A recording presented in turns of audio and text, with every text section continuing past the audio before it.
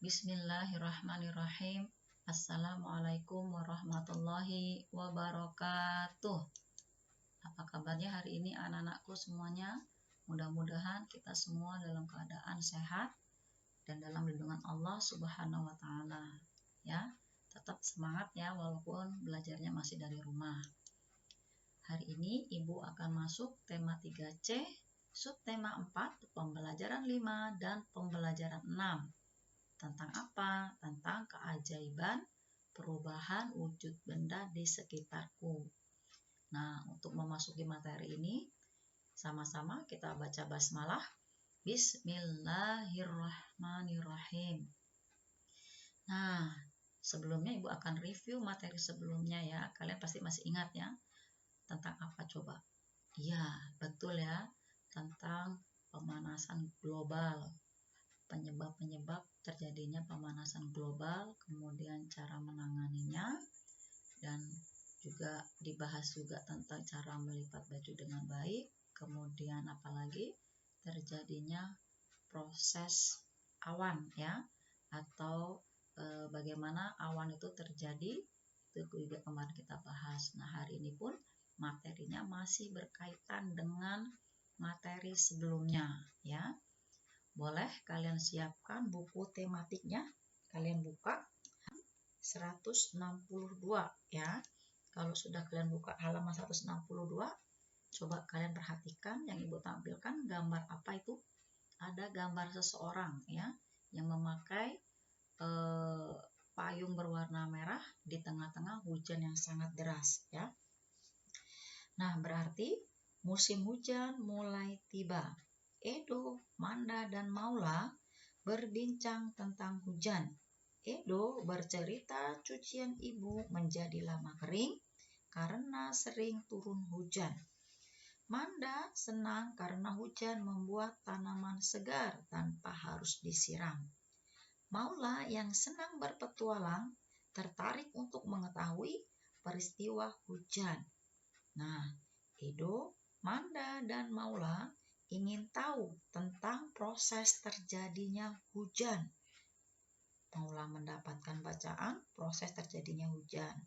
Nah, kemudian Edo, Manda, dan Maula pun membaca secara bersama-sama ya. Nah, Ibu akan tampilkan proses terjadinya hujan ya. Bisa kalian amati, itu ada gambar-gambar dan Ibu kasih poin-poin.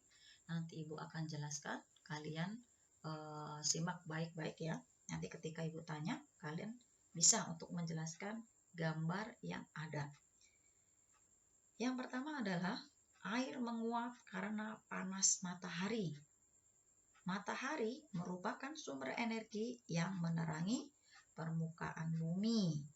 Efek panas matahari juga menjadi awal mula terjadinya hujan.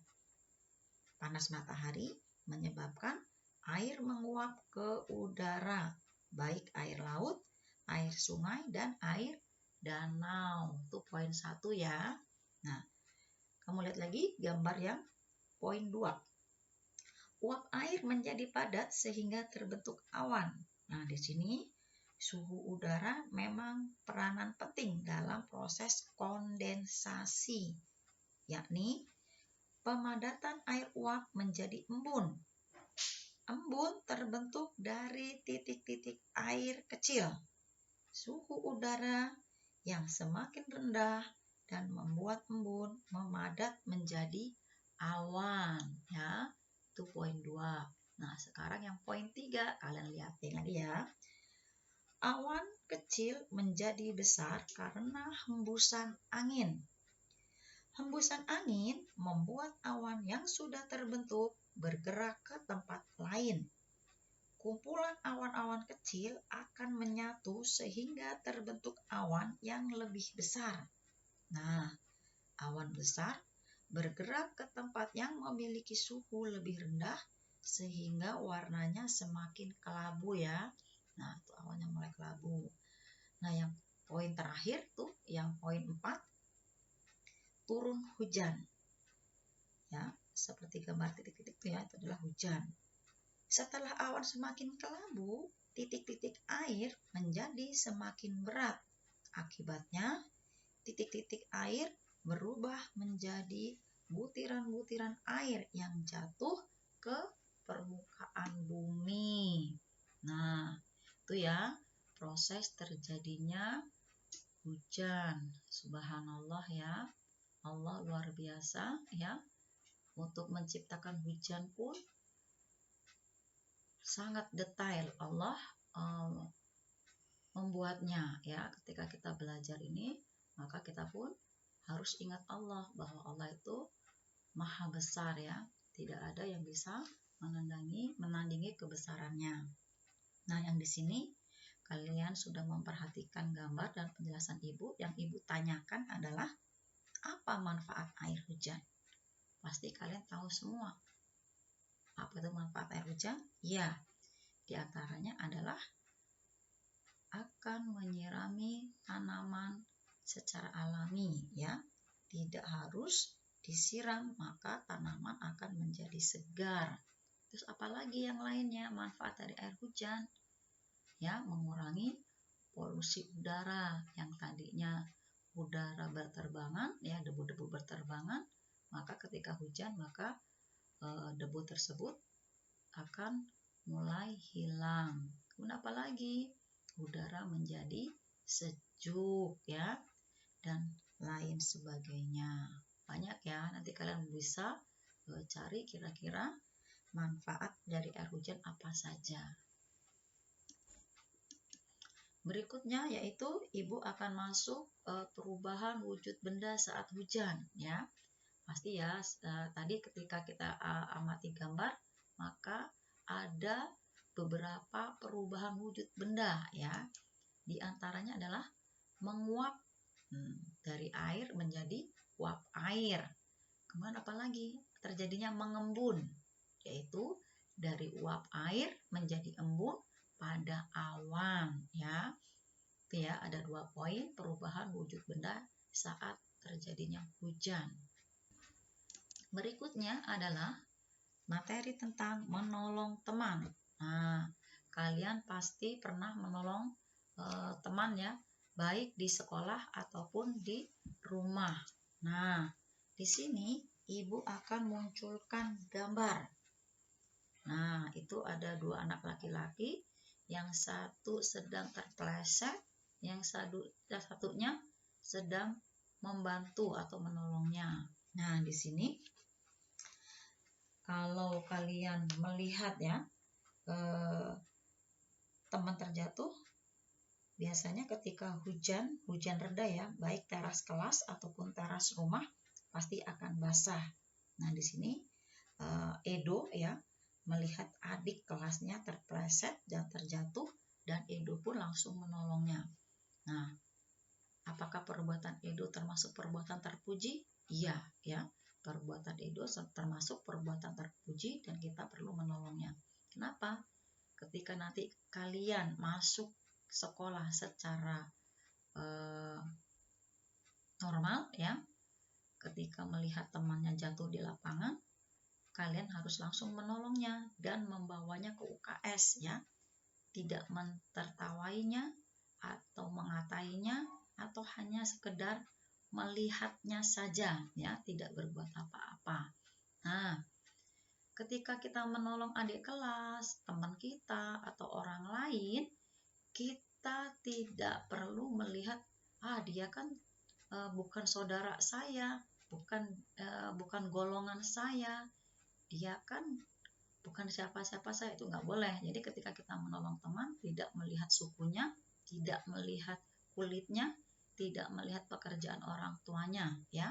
Kalau kita menolong ya tidak perlu melihat yang tadi Ibu sebutkan ya. Kenapa? Karena kita kan termasuk manusia ya, termasuk makhluk sosial, yang dimana kita tidak bisa hidup sendirian, kita membutuhkan orang lain.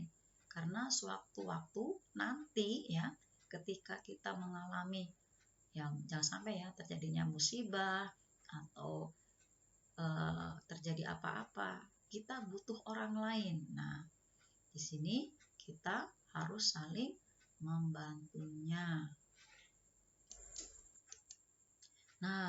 Menolong teman yang terpleset tadi adalah bentuk dari pelaksanaan Pancasila sila kedua yang bunyinya apa? Pasti kalian hafal ya, kita sama-sama sebutkan ya, yaitu tentang kemanusiaan yang adil dan beradab, yang dilambangkan oleh rantai emas ya, kan harus hafal semua bunyi sila-sila pada Pancasila. Nah, kemudian tentang perubahan wujud benda. Ini juga kan harus hafal ya, karena materi dari awal ya pembelajaran ini sudah disinggung-singgung dan kan harus hafal apa itu yang dimaksud dengan mencair, yaitu perubahan benda padat menjadi cair. Contohnya apa kemarin, yaitu mentega yang dipanaskan dia adalah akan mencair ya. Kemudian apalagi membeku. Membeku adalah perubahan benda cair menjadi padat. Kemarin Ibu contohkan adalah es lilin, yaitu ketika cair diletakkan dalam freezer kulkas dia akan menjadi keras ya. Kemudian apalagi menguap, yaitu benda cair berubah menjadi gas. Kemarin Ibu contohkan tentang memasak air. Kalau air dimasak lama-lama akan habis dan keluar asap. Nah, itu lama-lama akan ya berubah ya, air menjadi gas dan lama-lama air tersebut akan habis ya. Kemudian apalagi mengembun. Mengembun adalah benda gas menjadi cair. Yang kemarin Ibu contohkan adalah daun pada pagi hari akan basah padahal tidak terjadi hujan, atau gelas yang diisi air es maka bagian luarnya pun akan basah ya. Kemudian apalagi menyublim. Menyublim adalah benda padat menjadi gas. Kemarin yang Ibu contohkan adalah kapur barus atau kamper yang diletakkan di dalam lemari, lama-kelamaan dia akan habis ya. Kemudian apa? Mengkristal atau menghablur. Apa itu? Yaitu benda gas berubah menjadi padat. Yang Ibu contohkan kemarin adalah salju ya. Nah itu. Nah kan ini 6 poin perubahan wujud benda yang perlu kalian hafal, baik secara itunya dan contohnya yang tadi Ibu sebutkan ya. Kemudian materi berikutnya adalah tentang peristiwa alam dan perubahan wujud. Nah, peristiwa alam dan perubahan wujud apa saja? Nah, yang kemarin Ibu bahas adalah tentang membuat garam. Membuat garam itu adalah perubahannya adalah air laut yang dialirkan ke petak-petak kecil, kemudian dijemur, diterik panas matahari. Nah, di situ lama-kelamaan air laut dalam petak itu akan menguap ya. Kemudian lama-lama akan surut ya, air laut lama-lama akan mengental dan kemudian diolah menjadi garam yang siap untuk dipakai. Kemudian apa? Membuat es lilin. Perubahan wujud bendanya apa? Yaitu dengan membeku ya. Kemarin adalah jus buah-buahan yang diolah kemudian dimasukkan ke dalam freezer sehingga akan membeku ya atau keras ya. Kemudian apalagi memasak air. Memasak air perubahan wujud bendanya apa? Akan menguap, yaitu apa? Air yang dalam panci yang direbus lama-kelamaan dia akan habis ya. Bahkan kalau kita buka tutupnya itu akan keluar asap ya. Nah, berikutnya adalah membuat kalimat. Nah, membuat kalimat itu bebas ya. Kalian kalau membuat kalimat ada yang kalian ingat ada 3. Yang pertama adalah kalimat tanya, kalimat perintah, dan kalimat berita. Dan kan harus hafal ciri-cirinya juga. Kalau kalimat berita diakhiri dengan tanda titik, kalau kalimat perintah di akhir kalimatnya ada tanda seru, dan kalau kalimat tanya di akhirnya ada tanda tanyanya ya. Nah, di sini kalian bebas membuat kalimat, dan Ibu akan dengan kata mencair. Nah, di sini Ibu akan mencontohkan kalimat berita ya. Mentega yang dipanaskan di penggorengan akan mencair. Tuh kan, di akhirnya ada kata-kata mencair dan ditandai dengan tanda titik. Berarti itu tanda apa? Kalimat apa? Iya, betul ya. Itu adalah kalimat berita. Kan harus bisa ya. Nanti kalian di rumah boleh ya membuat kalimat dengan contoh bebas, baik kalimat tanya ataupun kalimat perintah. Kalau kalimat perintah tanda seru di akhirnya, kalimat tanya di akhirnya tanda tanya. Paham ya, insyaallah. Nah, berikutnya adalah kegiatan yang menunjukkan sikap bersatu di sekitar rumah. Nah, kegiatannya apa? Terus alasannya apa? Nah, kalian kalau menunjukkan sikap persatuan di rumah, pasti kalian punya alasan ya. Nah, di sini contoh membantu ibu memasak. Ini anak perempuan biasanya kalau membantu ibu memasak alasannya apa? Dapat pahala, pasti dapat pahala dari Allah ya, karena menyenangkan orang tua. Membantu ibu juga termasuk menyenangkan orang tua ya. Alasannya apa? Selain mendapat pahala, pasti tugas ibu menjadi ringan ya. Nah, kalau yang anak laki-laki biasanya kegiatannya apa? Membantu ayah mencuci mobil, sama alasannya, dapat pahala Bu. Nah, selain itu apa lagi? Yang alasan yang lain, pasti kerjaan ya, kerjaan ayah menjadi cepat selesai ya. Tuh, jadi kalau kalian ini pasti ya memiliki alasan-alasan, dan itu semuanya akan meringankan ya satu sama lain. Kita lanjut. Nah, kalau sudah ya yang tadi Ibu sampaikan materi-materinya, kalian mudah-mudahan dapat memahaminya dengan baik ya. Terima kasih untuk anak-anakku yang soleh dan soleha yang sudah mengikuti pembelajaran dengan baik walaupun masih dari rumah.